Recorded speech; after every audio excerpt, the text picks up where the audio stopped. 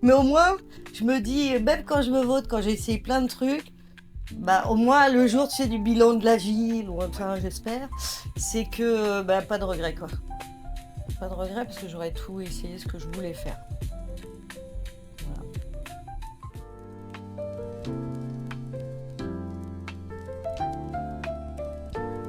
Entre histoire, nature et émotion, bienvenue dans l'univers de Christelle Fourage, créatrice de talent et fondatrice de Réa Meubles.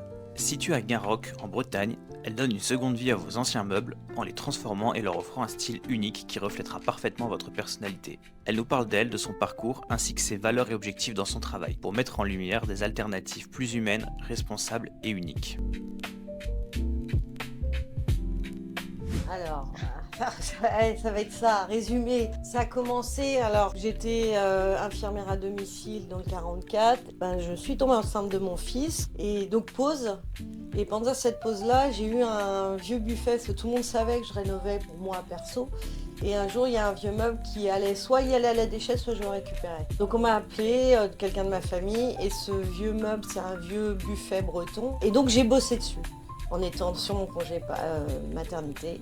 Et c'est là que le déclic il s'est fait. Parce que j'ai retrouvé ce que je faisais tout le temps. Je l'ai toujours fait. Quand j'étais étudiant, je récupérais des meubles sur les trottoirs.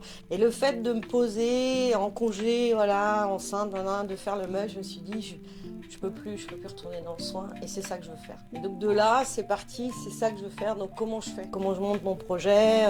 Sous quel statut? Enfin, j'y connaissais rien. Donc il a fallu vraiment que je cherche. J'ai contacté la CMA. Enfin voilà, il y a des organismes où j'ai eu des renseignements. Beaucoup de recherches, de livres, de lectures aussi, et de l'autodidacte hein, carrément. Après le travail du bois, il y a aussi mon père qui travaillait le bois, qui transformait. Il y a ça aussi qui m'a nourri depuis môme. Hein. Mon père qui transformait une armoire en banc. Enfin bref, j'ai toujours vu ça aussi dans ma vie. Donc ça m'a nourri et le travail du bois, c'était quelque chose qu'il aimait faire. Depuis gamine, j'ai toujours vu des trucs pas possibles dans les troncs d'arbres, dans les rochers. J'ai un imaginaire qui est assez fourni. Non, la créativité, les idées, ouais, de tout le temps. Les maisons qu'on a habitées, on a eu plusieurs maisons, la déco a toujours fait partie et ça tilte tout de suite. Quoi. Les choses trop cadrées, trop conventionnelles où il faut correspondre à... Non, j'ai beaucoup de mal avec ça. Et puis pour avoir fait des salons, des fois, des personnes issues des écoles, c'est des fois un peu élitiste. Donc c'est sûr qu'autodidacte, ouh là, mon Dieu, forcément. Mais moi je l'assume, pas de souci. L'auto-entreprise, c'est ce qui me semblait le plus simple à faire parce qu'il y a aussi ça, quand je veux arriver à un truc, il faut y aller et je veux que ça aille vite aussi. Donc ça me paraissait vachement plus simple et puis moins risqué aussi de lancer mon projet comme ça.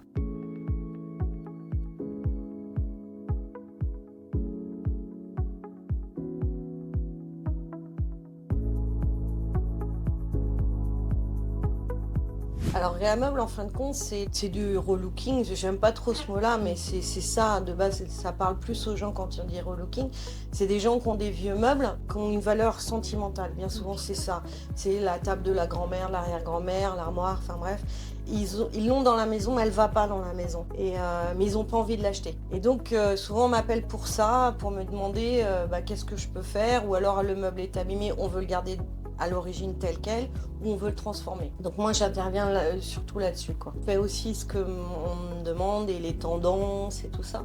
Mais là, la tendance revient au bois et moi ça me va très bien parce que je trouve que c'est vrai. Le bois va partout. Donc j'explique mon processus aux clients et puis je fais des devis. Et depuis à peu près 1 an est arrivée une matière que je travaille qui est la résine époxy. Et là c'est tout un univers qui s'est ouvert à moi depuis 1 an qui est complètement hallucinant, qui me permet plein de choses dans la rénov parce que je peux l'impliquer dans de la rénov et surtout dans la création. Depuis 1 an c'est vraiment ça que je suis en train d'essayer de travailler plus, c'est la commercialisation des pièces que je fais, qui sont des pièces uniques et de voir comment je peux développer cette partie-là. Mais là j'ai fait aussi pour des expos et tout ça, pour montrer le travail de la résine sur des petits objets, donc des petits soliflores, et en plus ça me permet de rendre des choses accessibles, parce que c'est vrai que je reconnais que les pièces, les tables, tout ça, forcément ça a un coût.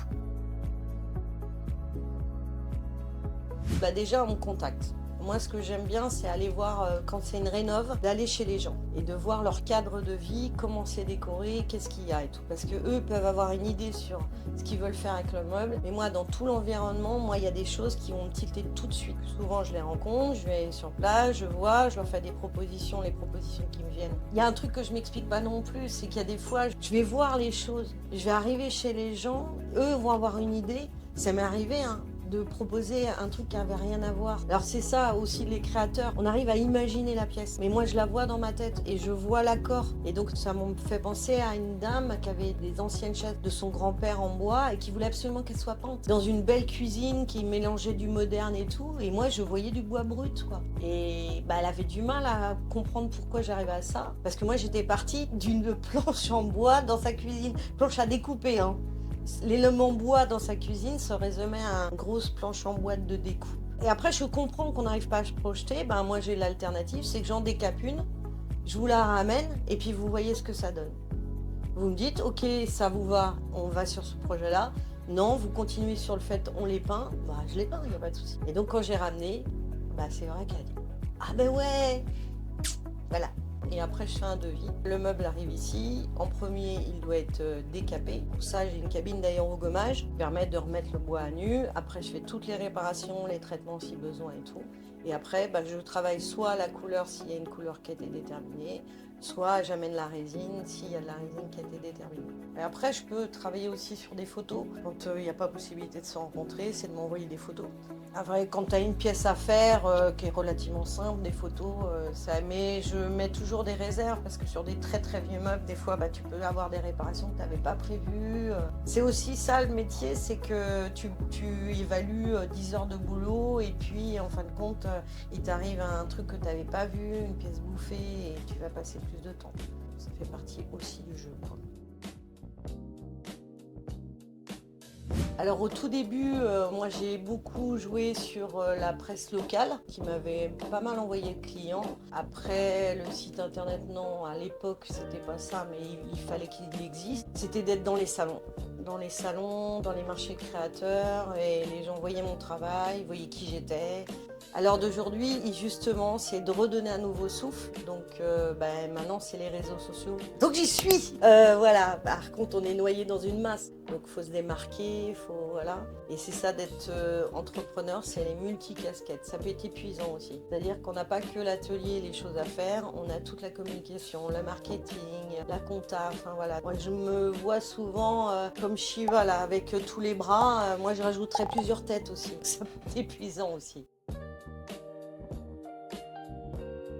Pourquoi moi c'est dans le sens où moi j'aime l'humain, donc moi j'aime la rencontre et donc ça va être hyper personnalisé, ça va être vraiment répondre et puis il y aura un contact, c'est une rencontre dans les deux sens, ça peut matcher et ça peut ne pas matcher non plus, hein, et c'est pour ça qu'on est plein à faire le même travail et on est tous différents, quoi. On fait les choses petit à petit, c'est vraiment à leur envie, à leur sauce, je force rien, voilà, et tout est transparent, quoi. Faire un devis, le fait de dire autrement on fait ça en plusieurs fois, voilà. C'est de m'adapter au maximum, quoi. Là dernièrement, c'est tout récent, le papier officiel est tombé en décembre. Moi j'ai eu en décembre de la certification métier d'art.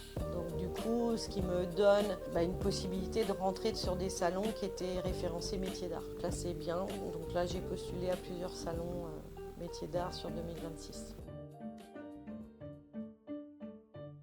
C'est de croire en soi et de croire en ses projets. Vraiment. On l'entend ça, cette phrase-là et tout. Moi, il y a des moments... Alors, c'est les montagnes russes, il y a des moments, tu dis c'est pas possible, j'ai pas gagné assez, nanana, nanana. Mais quand tu sais où est ta place, vraiment, ton ADN, que c'est là que ça te nourrit, c'est là qu'il faut que tu sois, et accroche-toi, quoi. Et puis vas-y. Et puis des portes, il y en aura plein qui vont se fermer. Il faut aller en taper à d'autres et puis essayer de passer par la fenêtre, mais c'est de pas lâcher, quoi. Et que entreprendre, c'est des montagnes russes. Et une fois que tu le sais, quand c'est dans le bas, c'est pas agréable, mais ça va passer. Et c'est vrai que ça va passer. Des hauts, des bas, des arrêts, ça faisait sûrement partie du processus, mais je lâche pas. Là, de faire connaître mes meubles en résine et tout, c'est un nouveau défi, vraiment. Alors, il y a des... oui, j'arrête pas, là, en ce moment, d'envoyer des mails, d'essayer de contacter. Des salons, des refus, j'en ai aussi. Et il y a des moments où c'est raide. Mais non, faut pas lâcher. J'aimerais bien, ouais, transmettre que c'est sympa d'avoir une déco qui ressemble pas à des trucs standardisés, qu'on voit partout dans les catalogues. Notre déco, notre maison, c'est notre bulle, quoi. Et elle doit nous représenter, on doit s'y sentir bien, quoi. Et on doit pas forcément répondre à des standards qu'on voit un peu partout. Bah, dans les objets, il y a de l'histoire, quoi. Et c'est sympa de garder des choses, de les transformer et tout. Et plutôt que d'acheter du pas cher pour le jeter, ou voilà. Et que on parle beaucoup de la fast fashion, mais au niveau des meubles aussi, il y a ce côté-là qui est réel.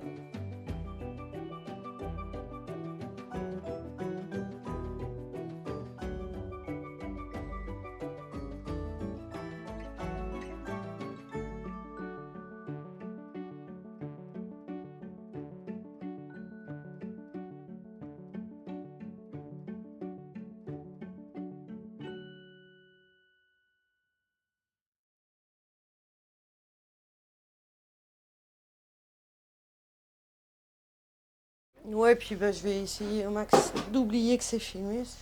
Oui. Voilà. C'est que vraiment, t'inquiète pas avec le montage, après on peut tout trafiquer. Puis, Ouais, tu peux enlever les rides, tu peux m'amincir de 10 kilos. Ouais, super, c'est sympa. Merci, merci.